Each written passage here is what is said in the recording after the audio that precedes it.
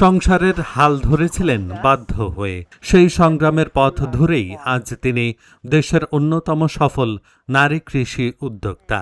উত্তরাঞ্চলের মাটিতে coffee, rambutan, avocado, cocoa সহ নানা বিদেশি ফল চাষ করে বদলে দিয়েছেন নিজের ভাগ্য, তৈরি করেছেন কর্মসংস্থানও।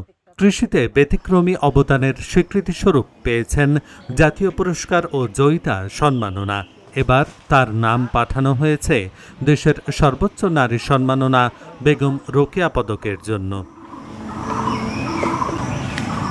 2014 সালে স্বামীর মৃত্যুর পরে 2 সন্তানকে নিয়ে অনিশ্চয়তায় পড়ে যায় পরিবার।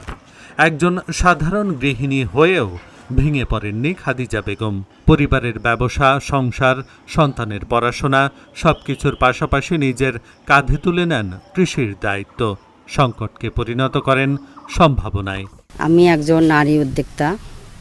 2014 সালে আমার স্বামী মারা যায়। মারা যাওয়ার পরে 2 ছেলে রেখে যায়। 2 ছেলেকে কষ্ট করে আমি মানুষ করি। তারপরে 2018 সাল থেকে আমি বাগান লাগাইছি, নিজে উদ্যোক্তায় বাগান করছি। বাগান করার পরে আমার বাগানে 2 বছর পর ফল আসছে, কফি ফল আসছে।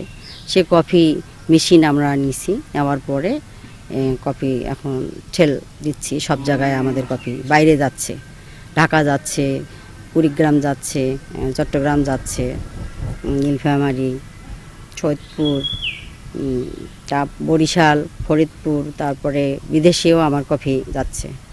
এখন বলতেছে যে আমরা তো কফি অনেক আগে থাকি করতেছি, খাচ্ছি, আমরা বাইরের দেশে কফি ব্যবহার করি। তা আমরা দেখি বাংলাদেশে যে কফি হচ্ছে এটা আমরা খেয়ে দেখি কী রকম স্বাদ, এটা বলতেছে ওরা, ওই জন্য বাইরে যাচ্ছে। 2018 সালে ড্রাগন ফল, রামভুটান ও অ্যাভোকাডো চাষ দিয়ে যাত্রা শুরু করেন খাদিজা। পরে যুক্ত করেন 680টি কফি গাছ। বর্তমানে তার বাগানে রয়েছে প্রায় 3000 কফি গাছ এবং 24 প্রজাতির বিদেশি ফল ও ফসল। আমি চাই যে এটা আরও বড় ধরনের হোক, আমাদের এখানে যেন একটা ইন্ডাস্ট্রি হয়, আমরা যেন আমাদের বাংলাদেশে কফি সবখানে ছড়িয়ে দিতে পারি, প্রত্যেকটা উপজেলায় জেলায় যেন কফি চাষ করা হয়। আমি তার পাশে আমি নার্সারি করতেছি, নার্সারি কফির চারা বিক্রি করতেছি। আর আমার এখানে চট্টগ্রাম থেকে, বিদেশ থেকে আমার এখানে অর্ডার আসছে যে কফির চারা দেওয়ার জন্য। আমি 100 পিস কফির চারা বিক্রি করলাম। এই সাফল্যের নেপথ্যে রয়েছে ছেলে শেফায়েত নাসরাত নয়নের নিরলস সহযোগিতা। কৃষি বিষয়ে পড়াশোনার অভিজ্ঞতা কাজে লাগিয়ে আধুনিক প্রযুক্তি নির্ভর চাষাবাদ ও নার্সারি গড়ে তুলেছেন মা ছেলে। আমি যেহেতু এগ্রিকালচারে পড়াশোনা শেষ করছি এবং পড়াশোনা চলাকালীন আমি আমার বাগানের যে পরিচর্যা দরকার, সার প্রয়োগ, রোগবালাই দেখাশোনা, সঠিক সময় স্প্রে, এটা আমি মেনটেন করেছি এবং আমি চাচ্ছি আমাদের বাগান অনেক এগোচ্ছে আপনাদের দয়ায়। আমরা যেহেতু কফি চাষ করতেছি, এখন কফির চাহিদা এখন বাংলাদেশে অনেক বেশি এবং এটা আমরা সাড়া পেয়েছি, অনেকে অনলাইনে অর্ডার করতেছে আমরা এটা বিক্রি করতেছি। খাদিজা বেগমের এই ব্যতিক্রমী কৃষি উদ্যোগ শুধু তার নিজের ভাগ্যই বদলায়নি, সৃষ্টি করেছে স্থানীয় পর্যায়ে কর্মসংস্থানের সুযোগ। যে কফি আমরা বিদেশ থেকে আনি সেই কফিটা আর বিদেশ থেকে আনতে হবে না, যেটা কিনা আমাদের এলাকায় বিশেষ করে নীলফামারী শহরে আমরা চাষ করছি। বিশেষ করে এখানে এই কফি আমি অন্যদেরকে বলবো যে তারা আসুক, কফি চাষ করুক এবং আমাদের নিজেদের কফি আমরা নিজে খাই। আমরা শুনেছি কফি বাগান দেশের বাইরে হয়, এদের দেখতেছি আমরা 4 থেকে 5 বছর ধরে খাদিজা আপা কফি বাগান করেছে, আমরা প্রায় দেখতে আসি এবং আমরাও কিছু চারা নিয়েছি। এই কফি বাগান করেন, ড্রাগন বাগান করেন এবং রামবুটান সহ বিভিন্ন বিদেশি ফল রয়েছে আমাদের এখানে। উনি এটা চেষ্টা করেছেন এবং উনি সফল হয়েছেন। ওনার দেখা দেখি অনেক কৃষকই এখন আগ্রহ প্রকাশ করছে এই কফি চাষ করবার জন্য। তো আমি প্রশাসনের প্রতি এবং দেশবাসীর প্রতি দৃষ্টি আকর্ষণ করছি, ওনাদের পরিবারের প্রতি একটু সুদৃষ্টি দিবেন এবং আপনাদের সহযোগিতা পেলে হয়তো আগামীতে আরও উনি অনেক ভালো কিছু করবেন।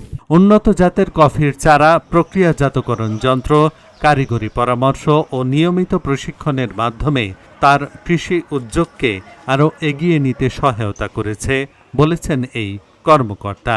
2018 সাল থেকে মানে এখানে হচ্ছে ভালো হচ্ছে আর কি, বাগান আকারে হচ্ছে, বাণিজ্যিক আকারে হচ্ছে। এ পর্যন্ত আমাদের প্রায় 10 হেক্টর জমিতে প্রায় 14টা বাণিজ্যিক বাগান রয়েছে। এছাড়া তো কৃষকের মানে গৃহস্থালীভাবে যেটা আছে কৃষকের বসত বাড়িতে টুকটাক আছে। তো ড্রাগন যেটা হচ্ছে যে এখানে মানে যদি পরিচর্যা করা হয় উন্নত মানের ড্রাগন চাষ করাই সম্ভব এখানে। আর আমি যদি কফির কথা বলি, কফিও সম্ভব, তবে কফির বাজারজাতটা একটু কষ্টকর বা প্রসেসিংটা কষ্টকর কৃষকের জন্য। তো আমরা যদি সেই ক্ষেত্রে একটু আমাদের কার্যক্রমে এগিয়ে নিতে পারি তাহলে কফির ভবিষ্যৎ রয়েছে এখানে। আর রামবুটান যেটা বলছি আমরা, রামবুটান হচ্ছে টুকটাক হচ্ছে, এখনও বাণিজ্যিক আকারে এখানে হয়নি। আমাদের খাদিজার বাগানে বেশ ভালো পরিমাণে রামবুটান হয়েছে এবং স্বাদও ভালো। তো সেখান থেকে আমরা আশা করতে পারি যে এখানে বাণিজ্যিক আকারে সম্ভাবনা রয়েছে আর কি রামবুটান বাগান করার। তো আমরা পরবর্তীতে চিন্তা করবো, এটা আমরা আরও একটু দেখবো। একবারে বৃহৎ আকারে আমরা কোনো কার্যক্রম গ্রহণ করব না। নতুন একটা ফসলের ক্ষেত্রে আমার নতুন উদ্যোক্তাদের ক্ষেত্রে পরামর্শ থাকবে, আপনারা হুট করে বড় কিছু করতে যাবেন না। আপনারা যে নতুন বা বিদেশি ফল যেটা, সেটা অল্প পরিসরে ট্রায়াল আকারে করে তারপরে আমাদের পরামর্শ মতো সিদ্ধান্ত নিতে পারেন। উত্তরাঞ্চলের মাটিতে কফি, রামবুটান সহ বিদেশি ফলের সফল চাষ করে নজির গড়েছেন এই নারী উদ্যোক্তা। সংগ্রামকে শক্তিতে বদলে তিনি হয়ে উঠেছেন হাজারো নারী ও তরুণ উদ্যোক্তার জন্য অনুপ্রেরণার উজ্জ্বল দৃষ্টান্ত। Dhaka journal news desk.